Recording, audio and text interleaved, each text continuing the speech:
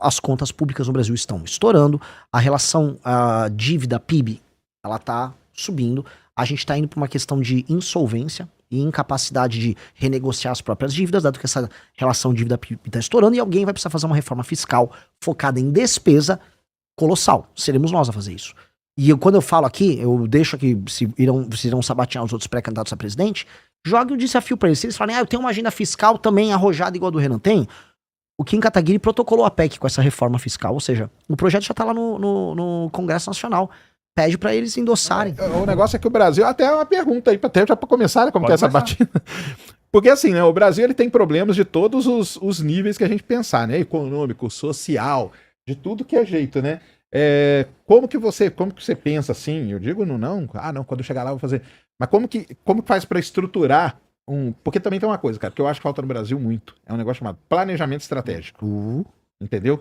Isso nós não temos, zero planejamento estratégico, entendeu? E a China? A China tem. A China só é. A China é planejamento estratégico e de longo prazo ainda, que é uma maravilha.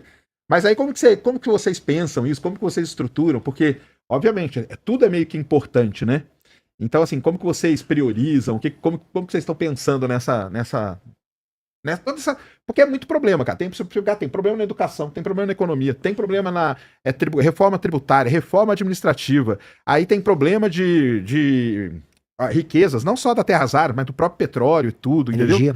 Energia. Então, como que vocês ou priorizam isso, ou como que vocês tentam bolar esse planejamento aí? Ou seja, essa é a pergunta de $1 trilhão, né? Porque, como é que eu coloco... A gente, quando estruturou o Livro Amarelo, a gente tentou tornar, vamos dizer, a série de pastas que um presidente teria, os ministérios, num todo coerente. As coisas têm que conversar entre si. Então, o seu planejamento para educação tem que ter a ver também com o seu planejamento sobre desenvolvimento econômico, novas tecnologias.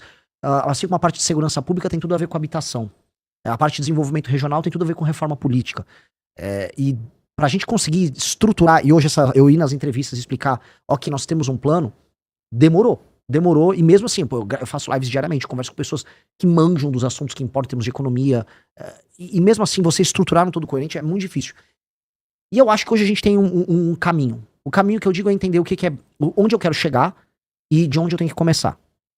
Onde eu tenho que chegar eu sempre olho assim, perspectiva, daqui 30 anos, qual é o Brasil que eu quero ter? Eu quero um Brasil que seja, em 30 anos, uma das 5 nações mais importantes do mundo. Isso não significa ser um dos 5 PIBs maiores PIBs do mundo, tampouco significa ser uma das 5 nações com maiores forças armadas do mundo. Mas uma das 5 nações mais relevantes do mundo, que pode sentar na mesa para discutir os temas que importam no mundo. E aí, se eu fizer partindo dessa premissa, daqui 30 anos, ser o top 5, o que eu tenho que fazer para chegar até lá? Eu acho que a discussão começa aí. E aí, quando a gente olha o tamanho do problema, a gente fala, ok, se por um lado há uns atalhos no caminho e elementos que ajudam a gente a acelerar e tirar o gap em algumas áreas, eu acho que a discussão sobre terras raras nos leva para isso, ela é um acelerador do nosso atraso, a tira do nosso atraso e pode encaminhar a gente em algumas áreas. Por outros, a gente tem temas que são, assim, do século XIX. Especialmente a questão política a nossa política é uma política do século XIX mesmo, uma política patrimonialista pós-feudal, vamos colocar assim, é um coronelismo com características modernas. Mas como eu estruturo isso? Primeiro você tem que entender, eu preciso criar um vínculo e um ato quase fundacional com o povo do país que eu vivo, com um tema que é central, que vai unir do rico ao pobre, da pessoa do norte ao sul, do branco ao negro. E esse tema é segurança pública. O tema é segurança pública. O assalto no Brasil, ele é muito democrático. Todo mundo já foi assaltado, de todas as classes sociais. Todo mundo viveu, vamos dizer, um ataque à sua propriedade ou à sua dignidade por conta da violência. E a pessoa que endereçar essa questão, ela abre um leque de opções de reconstrução de um país. E uma coisa puxa a outra. Então, eu não consigo resolver, por exemplo, os maiores problemas que envolvem IDH no Brasil, que estão nas cidades mais pobres do país e nas periferias, se eu não tiver acesso a esses lugares. Então, começa por isso. Eu tenho que retomar o território brasileiro. O ato de retomar vai me dar um resultado prático grande em termos de aplicação de políticas públicas nesses lugares.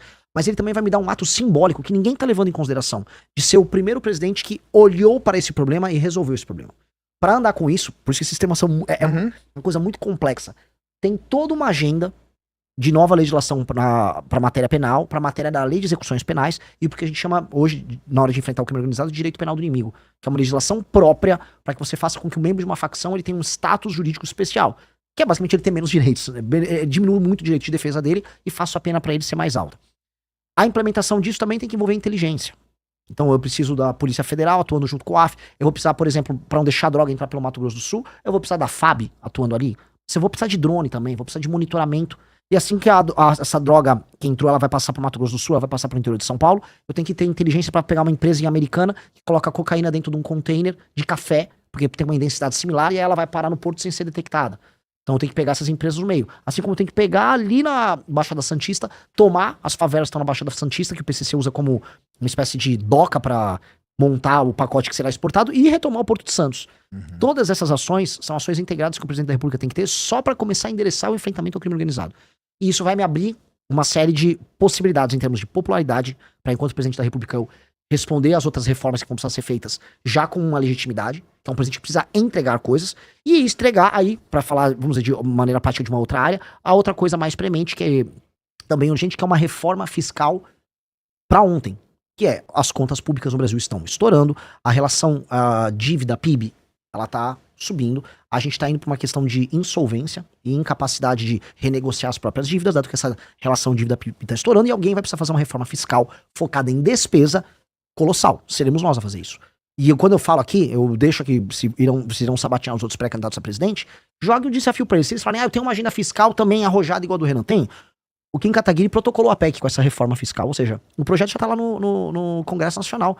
Pede para eles endossarem, coletar a assinatura pelos partidos deles, porque nós precisamos e essa PEC faz as desindexações, desvinculações, mexe com os privilégios, mexe também com renúncias fiscais zilhardárias que existem para inúmeros setores no Brasil. E aí a gente anda com a questão econômica que vai me permitir reduzir os juros. Reduzindo os juros, eu também reduzo os gastos do governo, porque no fundo a rolagem da dívida é ligada a isso, e me permite ter espaço discricionário para investimento. Que aí eu posso discutir coisas legais com o Serjão, pro Serjão não querer pegar o avião e ir embora. E no fundo é isso. Um país que não tem capacidade de investir é um país que não tem capacidade de imaginar e sonhar coisas diferentes. Não adianta. Que adianta falar, eu vou fazer foguete. Tá, tem dinheiro pra fazer uma estrada ligando Alcântara com seus quilombolas a algum lugar? Não tem. Não tem dinheiro pra nada. Não há. E o pouco que tem ainda é emenda de deputado que gasta com besteira, pra colocar aqui. Então, essas duas coisas, segurança pública e uma reforma fiscal, vão me permitir ter um colchão de credibilidade e entrada de dólares no Brasil e uma calmaria do ponto de vista econômico, enquanto eu retomo uma dignidade pra nós. Isso é base. Isso seria, vamos dizer, a base que eu preciso para. Você acha que seria o quê? Tipo, no planejamento de vocês é o quê? Os 2 primeiros anos? É o quê? Não, não. A reforma fiscal eu preciso fazer antes de eu assumir, na transição. Entendi. Existe todo o presidente, ele passa uma PEC de transição. O Lula passou. Eu preciso passar a PEC que o Kim protocolou na transição. Entendi. Eu tenho que gastar capital político. Aí você já entra votando ela, é isso? Eu já entro com ela votada. Tá. Eu tenho que botar na transição. Então eu tenho que usar toda a credibilidade de uma vitória eleitoral para passar essa PEC fiscal. E aí a curva, né, a expectativa de juros no Brasil ser decrescente, dinheiro entra e a gente começa a reverter a expectativa negativa na economia brasileira. E aí as pessoas começarem a imaginar, pô, dá pra ter investimento de longo prazo aqui. E ao mesmo tempo aí eu iniciar meu enfrentamento ao crime organizado, que vai me gerar uma legitimidade e ao mesmo tempo uma retomada dessas áreas. Isso são a base, é a base de tudo. Aí eu preciso começar. Primeira derivada da área econômica. Eu preciso ter uma reforma de competitividade. E o que é reforma de competitividade? Eu faço um primeiro ano. Eu tenho que passar uma agenda que facilite contratação, demissão, abertura e fechamento de empresas. Eu preciso endereçar os investimentos em infraestrutura, estradas de rodagens, ferrovias e energia, para começar a ter complexos econômicos mais funcionais no Brasil. Eu preciso ter marcos regulatórios, por exemplo, ligados à cobrança de dívida no Brasil, que você cobrar uma dívida no Brasil é um caos. Um banco te emprestar um dinheiro e você coloca uma garantia, uma máquina numa empresa. Para cobrar a máquina e para o banco pegar a máquina em pagamento se você não pagar, são anos. Então o banco é mais fácil cobrar um spread bancário muito alto, porque ele sabe que a capacidade de cobrança dele é baixa. A gente tem que facilitar isso. Eu odeio o banco. Dito isso, eu entendo a lógica do banco saber que ele vai tomar um calote quase sempre. Então tem que facilitar. Dê uma garantia, seja fácil de executar. A gente tem que ter maior velocidade nesses processos. Tudo isso facilita fazer negócio. E tudo isso facilita com que um gringo venha pra cá instalar uma fábrica, ou que um brasileiro tire o dinheiro dele da renda fixa, um empresário, e comece a investir em negócios aqui.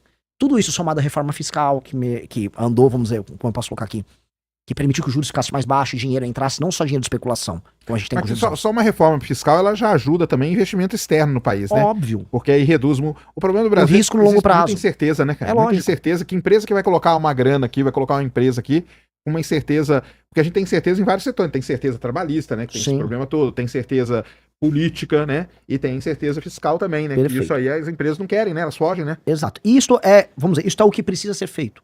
Então eu tô falando aqui do primeiro ano, uma agenda fiscal, um enfrentamento ao crime organizado e uma agenda de competitividade. Porque eu endereço a questão econômica brasileira para o médio prazo. Na verdade, se a gente trata esses marcos regulatórios e faz as reformas de competitividade e já resolve o fiscal, meio que eu enderecei a questão fiscal do Brasil para os próximos governos. Isso precisa ser feito. A gente precisa dar um marco, igual a gente falou do Plano Real. O Plano Real, querendo ou não, entrou PT, entrou Bolsonaro, entrou Temer. Todo mundo manteve o Plano Real. A política monetária pode ter sido infeliz em alguns momentos, mas o Plano Real foi mantido. A gente não vive aquele momento que a gente estava descrevendo no começo da live. Então nós temos que ter um marco fiscal que será mantido no long run. E é isso que nós queremos fazer. Esse é o nosso Plano Real pra gente andar com esse assunto que não deveria ser polêmica. Aproveitando que você entrou nesse assunto, que é uma das perguntas que a gente faz para os candidatos, é o seguinte, tá, hoje se você fosse escolher um perfil para compor a pasta econômica, o Ministério da Fazenda, ou um nome, se você já tivesse, se você quiser revelar também, pode falar a respeito disso, e qual que é a sua relação com a Faria Lima? A gente sabe que a Faria Lima, toda eleição, ela faz uma cartinha dizendo a respeito do que ela espera do próximo presidente e quem ela apoia, né? Inclusive, a gente teve que, na última eleição, foi o Lula e muitos dizem que isso foi decisivo, inclusive, do mercado apoiar aí a campanha do Lula e o Lula se eleger. O que você acha? Que não dá pra colocar vendedores de Banco Master. A Faria Lima também quer dar muitos pitacos, mas andava vendendo Banco Master até ontem. Esta é uma triste realidade de muitos elementos na Faria Lima. Que tá muito preocupado com a agenda econômica, mas tava enfiando Master no cliente até agora. Então, eu tenho minhas ressalvas com a Faria Lima, no sentido de que a Faria Lima, ela faz as apostas políticas dela e quase sempre é puro lixo. A Faria Lima fez as pessoas acreditarem que o Tarcísio seria candidato. E fez preço em cima. Depois falou que o Ratinho seria candidato. Depois falou que o Leite seria candidato. Agora tentou fazer uma aposta meio manca no Zema. Eu não sei se a Faria Lima tem que ser tão ouvida assim. Eu não sei. A agenda minha fiscal, se eu falar isso pra um banqueiro, se eu falar pros caras dos fundos, isso aqui é música pros ouvidos deles. É música pura. O que ela tá falando é lindo. Agora eles nunca me consideraram. Agora a boa parte deles vão me considerar simplesmente porque eu apareci melhor nas pesquisas. Agora, vamos dizer, eu sou agora um grande músico pra tocar a música que eles ouvem. Antes não. Então, assim, a relação com a Faria Lima, ela tem que ser uma relação pragmática. Se você quer continuar acompanhando o que a mídia não te conta, se inscreve e ativa o sininho. Esse foi um honesto corte.